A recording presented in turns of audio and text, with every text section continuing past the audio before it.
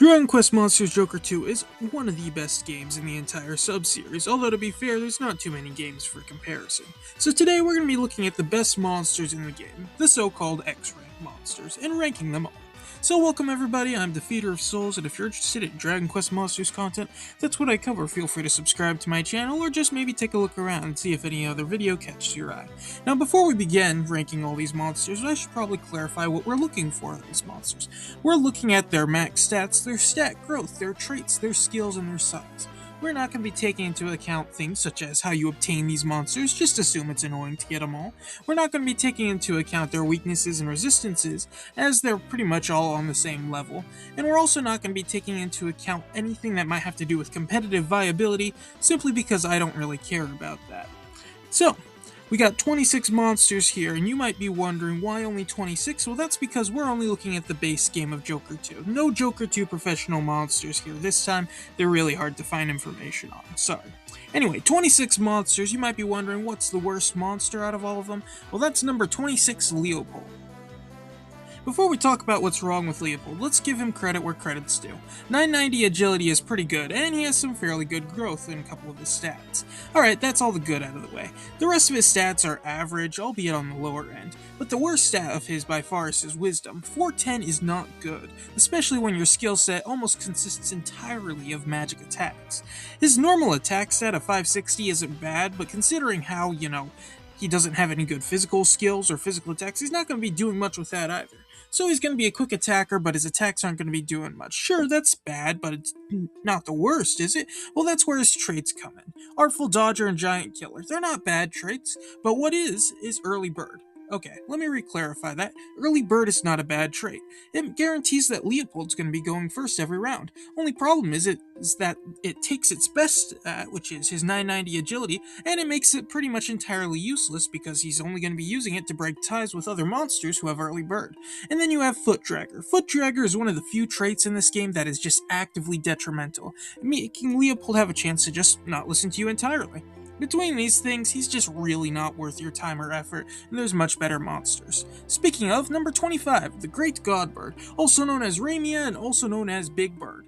The Big Bird is a large monster, and the thing about large monsters is they need to be really good, as you're not allowed to have any other monsters in your active party when you're using these, and our Big Bird here is not. Starting with the good things, of course, agility is really high for a large monster, and wisdom and attack are both pretty impressive. The HP is on the lower end, but they do have works around that, and their traits are all pretty good, with the exception of Crafty Ice Breather, which they can't even use. So, if all this stuff's pretty good, why is this monster this low on the list? Well, once again, we gotta take a look at those skills, and they're not good. Now, something I should say is, healers are always useful. It never hurts to have a healer on your party, and I can advocate for that in pretty much every game I've ever played that uses healers. So, when I say you want a healer, you're gonna say, okay, sure, that makes sense. Now, what if I told you that your healer took up every single slot in your party and had spells that healed the entire party even though the only person in that party is themselves? You'd probably look at me and try to figure out what I just said. That's right, multi-heal, omni-heal. Great skills if you need to heal a full party, absolutely useless if you're only healing yourself. You're paying more MP to get pretty much lesser benefits than you could get off of Mega Heal. And that's not even taking into account some of their other stuff. Insuladdle could be useful, but Defuddle is going to be useless because the only person confused is going to be themselves, and, well, they're not going to listen to themselves to cure themselves then, are they? Basically, because of their nature as a large-sized monster, it counteracts directly with their skill set. So although they could maybe do decent damage with normal attacks, their main use is going to go pretty much without being used. Speaking of another monster who can't use his skills too well, number 24, the Prince O' Thieves. Prince O' Thieves is a powerful physical attacker. That 820 attack stat pretty much speaks for itself. However, his wisdom is really bad. This may seem like it's not a big deal, and it's not. His traits are all decent, but once again, the skills are really what drag him down. He learns two powerful physical attacks, Double-Edged Slash and Frenzy, and besides that, everything else is either the Donk line of skills or the Whack line of skills. Neither of those are especially good. Whack is only one of the most resisted elements in the entire game, although that's not really something we're taking into account. It's also useless against pretty much every boss fight in the game, so there's that to think about. Although to be fair, with X ranks you're not going to be fighting too many more bosses once you have them anyways. As for Donk and its line of skills, it's just really not that good. So what you have is a powerful physical attacker whose only physical attacks are incredibly risky. Now that still can work, but at the same time he still has a bunch of skills he can't use. He's not as bad as the earlier monsters, obviously he's higher up on this list, but he's not that good either. Number 23, Pizarro. Here's an example of a monster who just doesn't match up. Pizarro has a high attack stat, 1000. Pretty impressive. He could do some pretty good damage, especially if had some good skills to complement it maybe. HP and defense makes him fairly tanky. You seem to have a rather quick, fast-hitting, strong-hitting, tanky monster here. A lot of things in his favor except for his wisdom. It's not that good. It's not bad, it's just not good. And then you go to his skills, and would you look at that, they're all magic skills. Well, there's nothing wrong with magic skills, except, Pizarro can't use any of them to good effect. I mean, he can still use them, get some decent damage, but he's gonna see more use out of Wave of Panic and Lingering Malhaze than he is gonna get out of Chilly Breath. Ultimately, we just have a problem where, despite his traits and stats leaning him towards physical attacks, normal attacks are gonna be your best move because your skill's not gonna give you anything better. This guy may have bad skills, and we got another monster with the exact same problem. Number 22, Orgonomir. Unlike Pizarro, whose skills were bad simply because he can't use them, Orgonodir's skills are just bad. But before we get to that, stats. Wisdom, really good. Defense, pretty high. All his stats are pretty high with the exception of his agility, but it seems like he's going to be a pretty powerful monster. And then you get to the traits. Crafty Fire Breather can be used, Crafty Ice Breather cannot. Big hitter, hit squad, standard stuff. Alright, sure, this all seems alright. So let's look at those skills, and oh, would you look at that, he can't use any of them to good effect. Funnel, I mean, it exists, but what we're really looking at is the fact that his only offensive skills are the Singe, Seer Line, Donk, and Magic Burst. Now, Magic Burst is a great skill to use once, and that's pretty much when you're right about to die and you've actually given up on all hope in the battle. Seer is useful, but it's also, introduced in Jokers, so I'm not sure how good it is. It didn't stick around for the mainline, I can tell you that. And Donk, as I've repeated multiple times, is not that useful. So, what do you got? You got a powerful magic, maybe even physical attacker who does not have good access to a lot of powerful physical or magic attacks. He could be good if you were to give him the proper skill set, but since he doesn't have that inherently, he is much weaker than he should have been. Number 21, Rapthorn II. The only reason why I'm specifying that he's the second one is because the first one appears much higher up on this list. But we're not talking about him, we're talking about the second. Rapthorn II has good stats. I'm not gonna lie, these are all pretty good. I mean, his agility's low, but he's a large monster, what'd you expect? What we do need to worry about is, how's he gonna use those skills?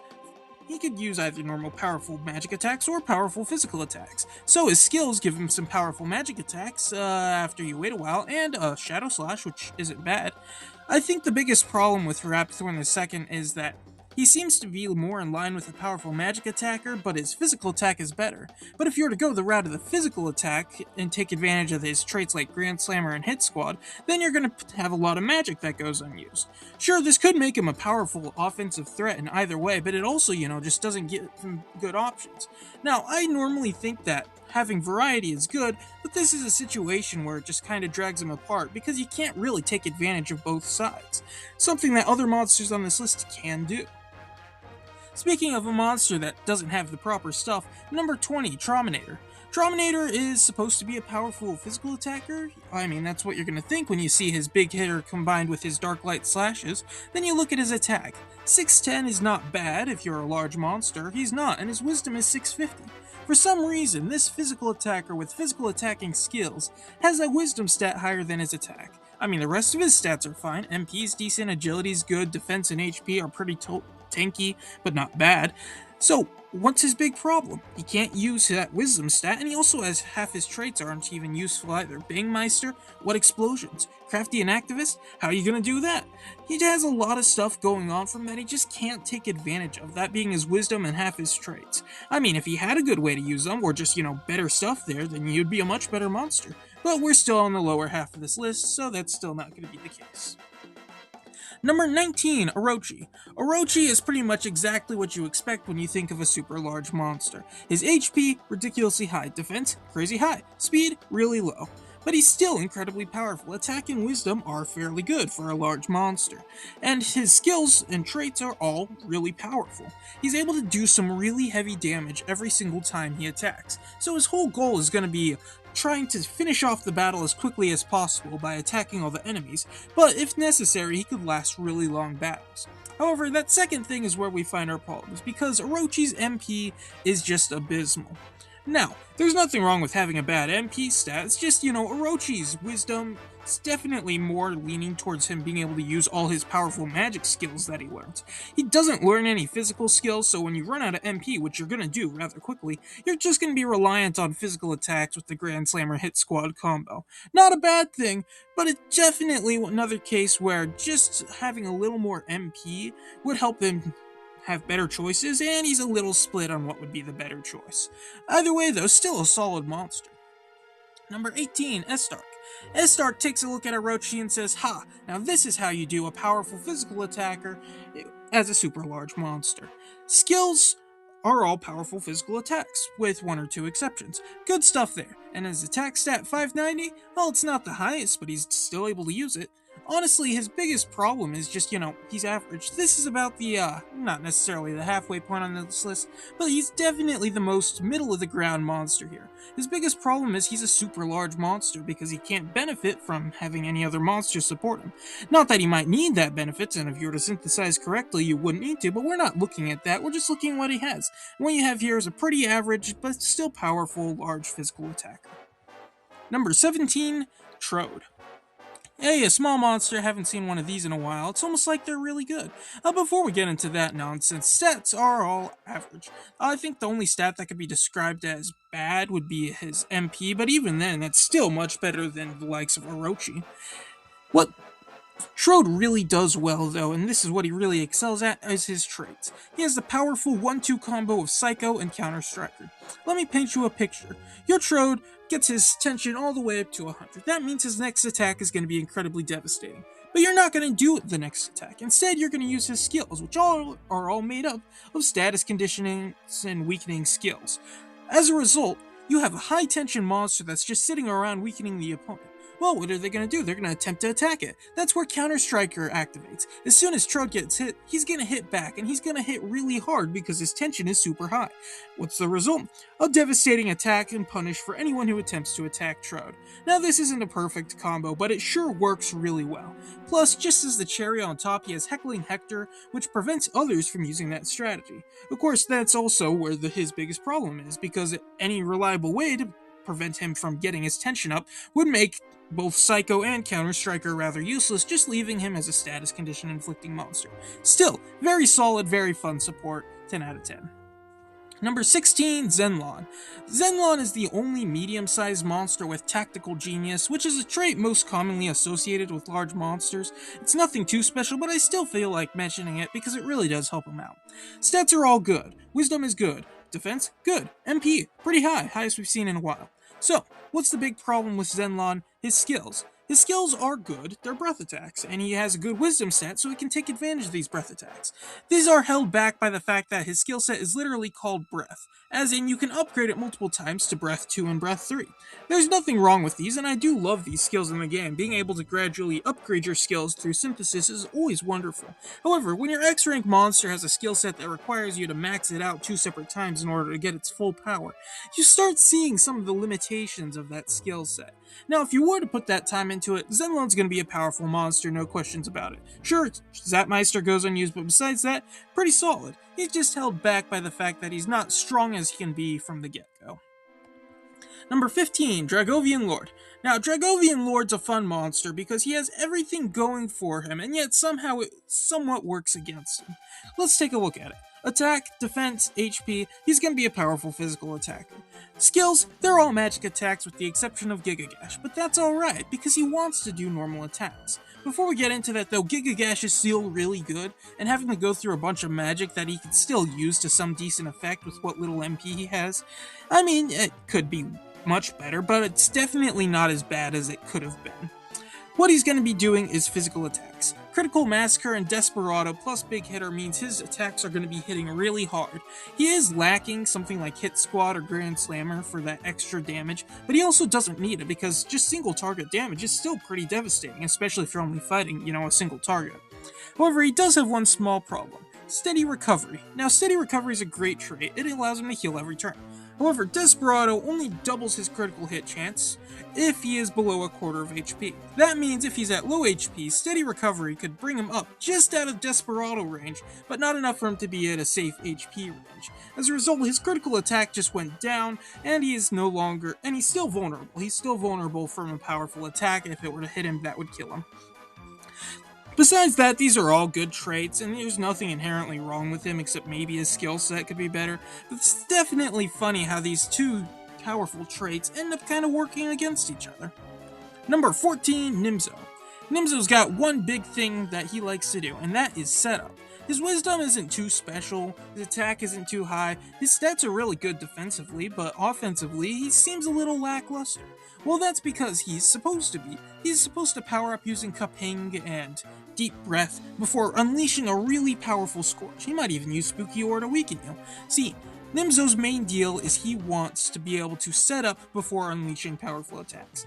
There is one big problem with this, and that requires him to, properly set up.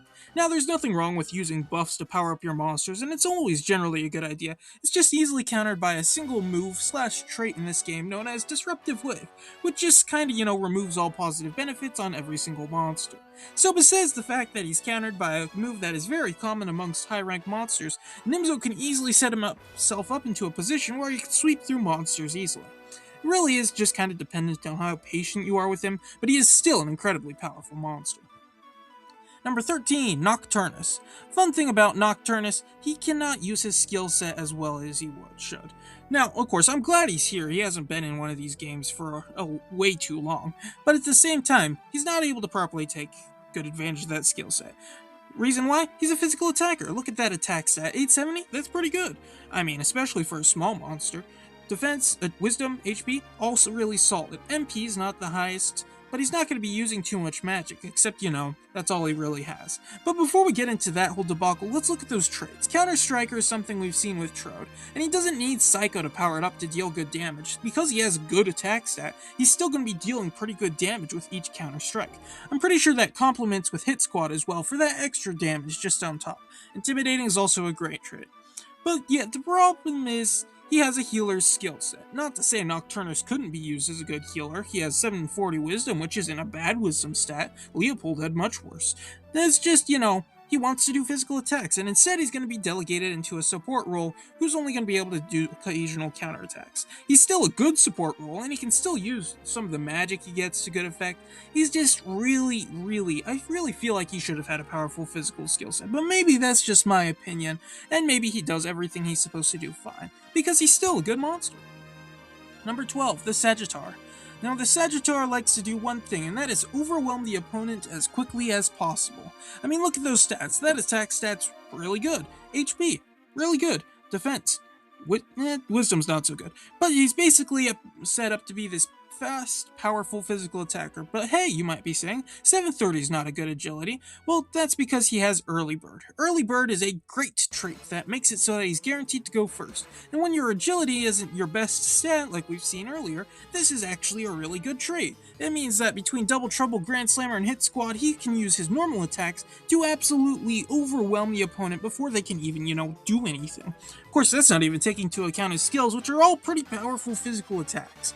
Honestly, there's nothing inherently wrong with this monster except for, once again, it's a large monster. Which means if you're not successful at overwhelming your opponent, they could easily mount a comeback and he lacks any proper way to, rebound from that. Besides that, solid monster, A+, no notes, almost top 10 material, but just not quite there. Number 11, Fluffy. Alright, now Fluffy, he's kind of a weird one to talk about, because unlike every other monster on this list, he's not really meant to be a post-game, end-game, high-ranking X-rank monster. I mean, he still is X-rank, don't get me wrong. But see, unlike the rest who could usually be obtained through synthesis or other end-game means, Fluffy is only really obtainable from an event that was held in the Greater Japan area during some period of time in which I wasn't playing the game. Point of the matter is, Fluffy is kind of like a mythical Pokemon. You obtain him early in the game, you'll use him once or twice, and then you throw him to the side once you get something better. He's just weird. All his stats are good, but when you get to his skills and traits, they just kind of fall apart. Rabble Rouser's a great trait, no notes. Pro Talent Scout allows him to increase the odds of scouting monsters. Now this is useful when you're trying to scout monsters, but when you have a full party of powerful X ranks, you're not going to be needing that. And his skill set is called Green Finger, and he shares it with some low to mid-game enemies. So basically, Fluffy is kind of designed to be an early game assist, if you will.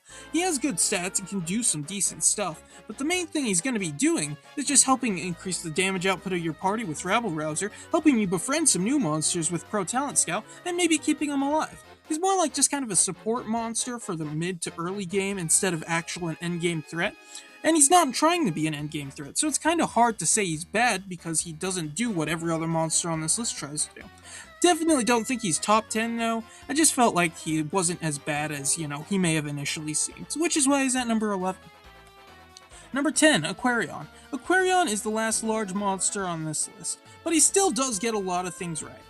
Number 1, his stats, all really good. HP is really good, attack's probably the highest we've seen on a large monster so far, and the only really bad stat he has is his MP, but we're going to talk more about that later, besides the fact that the growth on that is probably the worst growth in this entire video. Like, that's just sad. But before we get to that, traits. Psycho is something that I will stress once, and I will continue to stress this fact, one of the best traits in the game if you know how to use it. And, well, Aquarion can use it. See, he's all about powerful physical attacks. Very common for large monsters, I know, but he has everything to do it too. He does not have as many powerful physical skills as, say, Sagittar, but he also has much less MP, so he's not going to be using too many of them anyways. I mean, the ones he are using are still going to hurt. And he also has, all the powerful traits like Critical Massacre and Grand Slammer for that extra physical damage. But the main reason why this large monster is better than all the rest is because he has two moves which really help his longevity in the long run. See, large monsters need to be able to last a while because, they're filling up every slot on your team. So they want them to be worth 3 monsters worth of bulk. So, when he comes with Reheal to add regeneration and Miracle Slash to give himself some extra healing, this guy's going to be sticking around for a long time. Now, once again, that MP would make him run out of his skills much sooner than later, but if you're very careful on how you use that MP and you're able to heal only when needed, he's going to be incredibly devastating, and probably the best large monster in the game. But we're not looking at just all large monsters, we're just looking at Aquarion. And all the other X-Ranks. Speaking of other X-Ranks, number 9, Newman. Newman has everything Nocturnus wants. See, I told you that Nocturnus had a skill set he couldn't use. That's because Newman has it as well, and he can use it. Mostly because that wisdom with that wisdom growth is just ridiculously high. He's going to be hitting that max stat barrier really fast with how fast his skills are growing. Traits are all really good, Wave Over Relief's alright, Comeback Kid is such a good trait that it's appeared on multiple skill sets so far. But besides all that nonsense, what makes Newman able to use this skill set? Well, he's actually built to be a healer. He's still quick, and he still has a really good magic attack and physical attack, but he's actually able to use all this stuff to better effect. He could do everything that Nocturnus wanted to do, but better. Now, sure, you may argue Nocturnus has the benefit of being able to use a counter-attacker, but Newman has the benefit of being able to revive himself from the dead without even needing to use Freezing, which he does now. Ultimately, I think of the two, Newman is just better in this case. Plus, he has better use of pretty much all the skills instead of only a select few. So he's just one of the best healers in the game, especially for an X-rank monster. Number 8, Barbarous. Barbarous is a jack of all trades, as in he can do one of 3 things. You can either use his pretty decent Wisdom of 740 to do some pretty powerful magic attacks, you can stick with his 1000 attack stat in order to do some pretty good physical normal attacks, or you can just ignore all of that together and just go for a status condition oriented run with Warcry and Wave of Panic and Lingering Malhaze. He could be either of these 3 roles, or do all 3 of them at the same time, and the best part is, none of them actually contradict each other. You can use status conditions without having to worry about your stats. You can do normal attacks or magic attacks depending on what you feel like. See, the only problem that you could claim Barbarous has is that his MP is just really not that good. Fortunately, there is one way you could fix this, and that's just by getting the next monster on this list, number 7, Greynarl. Surprisingly still a medium monster, almost all his stats are just better than Greynarl. Then Barbarous is in every ways. Greynarl just has better stats, better stat growth, a whole 5.5 yards, or however many yards you want. That's about 5 million kilometers if you're not from around here. Anyway, traits, all good. You can actually use Zapmeister compared to Crafty Donker, which is something that Barbarous had that he couldn't use. Skills are also all, once again, allow him to do whatever he wants. Powerful physical attacks? He actually has a powerful physical attack. Powerful magic attacks? Oh, you got plenty of options. Oh, you want to do a healing support role? Sure, why not? You have those options as well. Ultimately, he's just still well-rounded like Barbarous, but he's just better at doing it. That's why he's higher up. Number 6, Dragonlord. Dragonlord's always fun to talk about, but once again, the main reason why he's this good is he has Psycho and he can use it well. Now, our previous instances of Psycho generally involved powerful physical attackers. Dragonlord decides to take a step back and actually use it as a powerful magic attacker. That's right, he's going to be using Psycho to pair up with his breath attacks. He's actually able to use these breath attacks really well too. He can weaken the opponent using Spooky Aura and Wave of Panic before unleashing a big hitter, Psycho, Cold Breath, or Scorch. And that's going to hit the entire party. Now, to be fair, Aquarion also could do a similar thing by using Psycho plus a normal attack, but Dragonlord doesn't take up every spot in his party.